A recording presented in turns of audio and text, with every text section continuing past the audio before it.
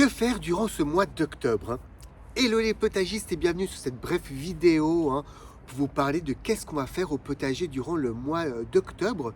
Et c'est vrai que pour moi, c'est un mois de transition, hein, j'ai envie de dire transition comme maintenant où il y a du soleil et en même temps il pleut. Bah, dans mon potager, c'est pareil, hein, c'est le moment de transition où bah voilà, les cultures estivales sont arrivées au bout de leur cycle de vie, hein. Je me rappelle encore de cet été avec une abondance de fruits et de légumes. Bon, bah maintenant, je vais les enlever petit à petit de mon potager. Mais finalement, c'est pas terminé, hein. Le potager est encore là, hein. Je plante encore des choux dans mon potager. Je plante aussi des oignons, hein, comme une vidéo que j'ai fait sur la plantation des oignons blancs, hein. Vous pouvez aller la regarder, ça vous donnera peut-être envie aussi de planter cette culture dans votre potager. Mais voilà, ça y est, on va nettoyer un peu les parcelles, hein, enlever les cultures, les mettre au compost.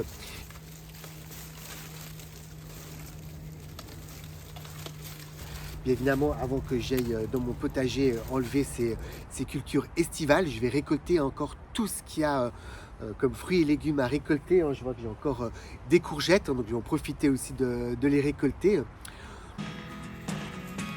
Hear me out, hear me out. It's all the things you never show.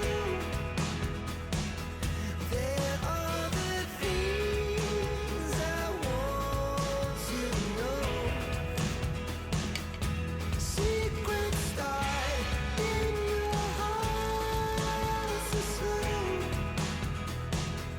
But if you don't wanna tell me now, I guess Et on va aussi profiter de cette période pour enrichir notre terre, hein, donc amener de matières organiques, hein, du crottin de cheval, du compost, des fientes de poule également. Donc vraiment, on va enrichir au mieux notre terre pour accueillir nos cultures dès le printemps de l'année prochaine.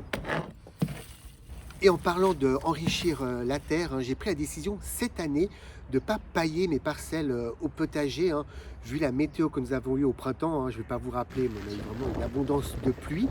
Et finalement, dans ma région, la sortie d'été aussi était assez pluvieuse. Et je ne voulais pas trop offrir le gîte aux limaces avec le paillage de l'hiver, même si je vous avoue, je suis assez à l'abri de ce ravageur-là, grâce entre autres à mes poules, hein, qui sont assez en liberté durant l'automne et au début du printemps et qui se régalent un peu des limaces. Mais voilà, j'ai pris cette décision-là, hein. Je vais peut-être quand même mettre quelques engrais verts par-ci par-là dans mes parcelles. Mais sinon, j'ai pris cette décision-là. Dites-moi, vous, comment vous faites, hein, pour préparer votre potager pour l'hiver, hein, pour le printemps, si vous paillez. Enfin voilà, j'aime bien voir un peu les pratiques de chaque potagiste, hein, de chaque jardinier pour préparer au mieux l'année prochaine. Mais finalement, on est au mois d'octobre et je vois un petit peu mon jardin, mes potagers, et je me dis que c'est pas parce qu'on est au mois d'octobre qu'on n'a rien à faire, hein. Ça va être la période où je vais tailler mes arbres fruitiers également pour avoir des bons fruits l'année prochaine. C'est le bon moment de le faire. Également mes buissons, hein, je vais aussi les tailler pour faire un bon rendu durant l'hiver.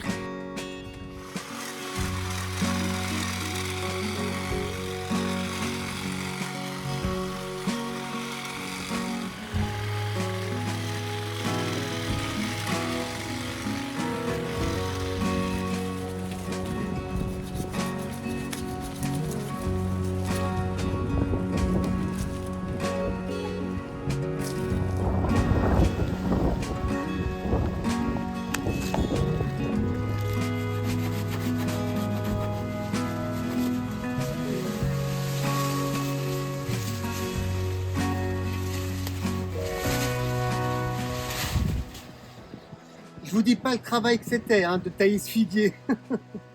Regardez les résultats.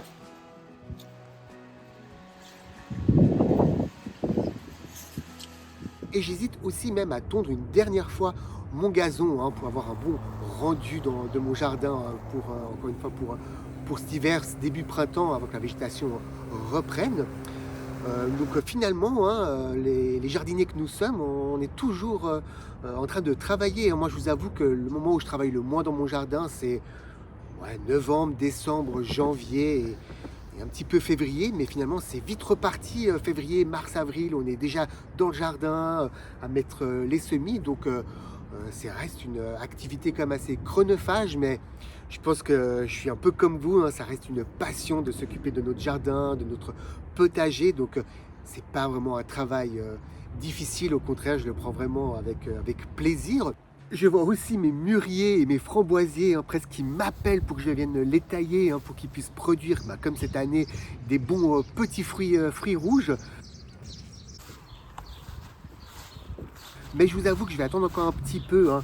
J'aimerais vraiment faire une vidéo pour vous, hein, pour vous montrer ma pratique lors de la taille des framboisiers. Mais encore une fois, hein, durant ce mois d'octobre, il y a encore beaucoup de choses à faire dans le potager et dans le jardin. Et ce que je vais faire aussi, hein, durant ce mois de printemps, hein, ce sera bah, d'entretenir mes cultures qui sont encore en place dans le potager, hein. Je pense aux choux, je vais aussi encore les buter, hein, pour qu'ils soient bien ancrés dans la terre, qu'ils puissent me produire des bons légumes, les poireaux, les oignons, enfin toutes les cultures qui vont passer l'hiver et qui vont pouvoir me donner aussi des récoltes l'année prochaine. Donc il y a aussi encore de l'entretien à effectuer, hein, pour bénéficier d'une belle récolte l'année prochaine. Voilà, finalement, c'était une petite vidéo un peu pour vous expliquer, moi, ce que je ressens durant ce mois d'octobre.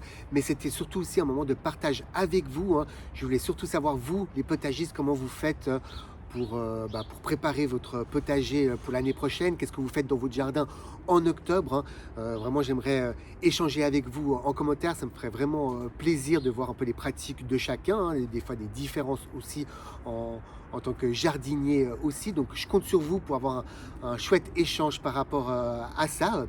Et sur ce, je vous dis à tout bientôt pour une toute autre vidéo sur le potager. Allez, ciao les potagistes!